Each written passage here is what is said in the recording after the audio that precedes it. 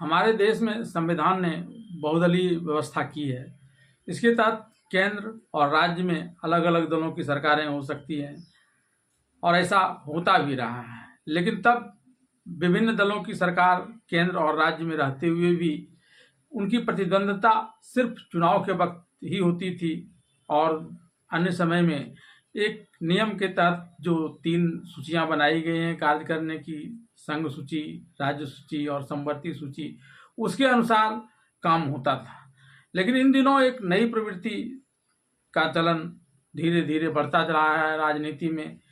केंद्र की जो सत्ताधारी दल होते हैं उसके समर्थक दल विभिन्न राज्यों में अलग तरह का व्यवहार करते हैं, जबकि उससे अलग राजनीतिक दल अलग अलग व्यवहार करते हैं और इस क्रम में जो टकराहट उत्पन्न होती है केंद्र और राज्य सरकार के बीच में, उसका खामियाजा वहाँ के रहने वाले लोगों को उठाना पड़ता है। मैं ऐसे ही एक योजना के बारे में आपको बताने जा रहा हूँ। यह योजना है पीएम श्री योजना, यानी prime minister school for rising India. इस योजना के अंतर्गत देश भर में 14,500 स्कूलों का अपग्रेडेशन किया जाना है ताकि वहाँ पढ़ने वाले बच्चे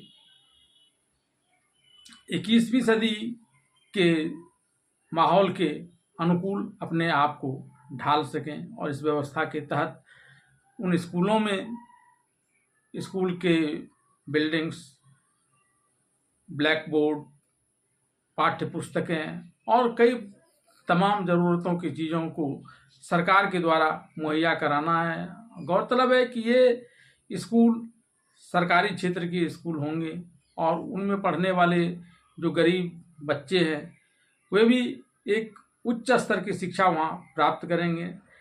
यह केंद्र प्रायोजित योजना है जिसमें अंशदान केंद्र सरकार को भी करना है, राज्य सरकार को भी करना है।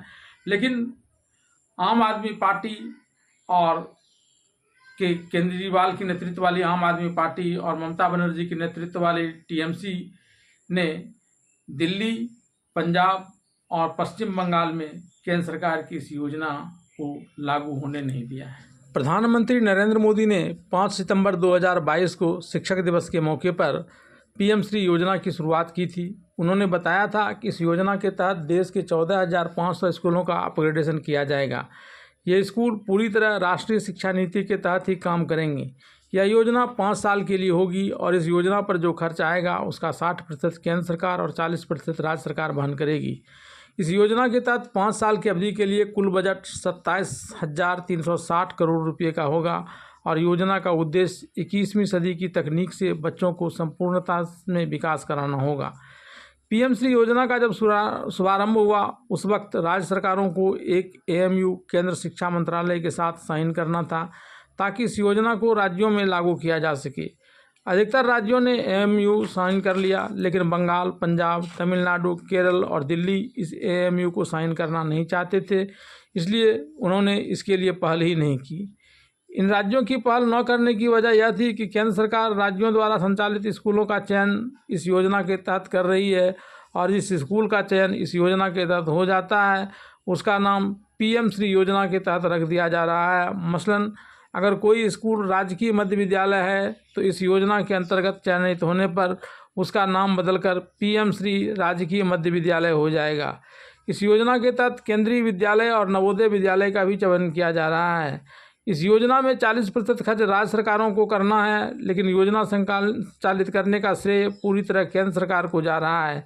यही वजह है कि पश्चिम बंगाल, दिल्ली जैसे कुछ राज्य इस योजना को अपने प्रदेश में लागू करने से मना कर रहे हैं। लेकिन जब केंद्र ने सख्त रूप अपनाया और फंडिंग रोकने की बात की तो तमिलनाडु और केरल ने तो एमओयू साइन कर लिया, लेकिन पश्चिम बंगाल, पंजाब और दिल्ली अभी भी अड़े हुए हैं। इन तीनों ही राज्यों में विपक्षी दलों की सरकार है। परिणाम यह हुआ कि केंद्र ने इन राज्यों में स्कूली शिक्षा के लिए व्यापक कार्यक्रम की फंडिंग रोक दी है। इससे केंद्र और इन 3 राज्यों के बीच का विवाद अभी भी जारी है। झारखंड शिक्षा परियोजना के निदेशक आदित्य रंजन ने बातचीत में बताया कि झारखंड ने भी अब पीएम श्री योजना को लेकर एमओयू साइन कर लिया है। लेकिन झारखंड दूसरे फेज में शामिल है, इसलिए यहाँ अभी विद्यालयों को चिन्हित करने का काम हुआ है। इसके आगे कुछ भी काम नहीं हुआ है। यहाँ कुल 381 स्कूलों को चिन्हित किया गया है, लेकिन अभी फंडिंग का कोई काम नहीं हुआ है। गौरतलब है कि झारखंड में भी केंद्र सरकार से अलग झारखंड मुक्ति मोर्चा, कांग्रेस और आरजेडी गठबंधन की सरकार है।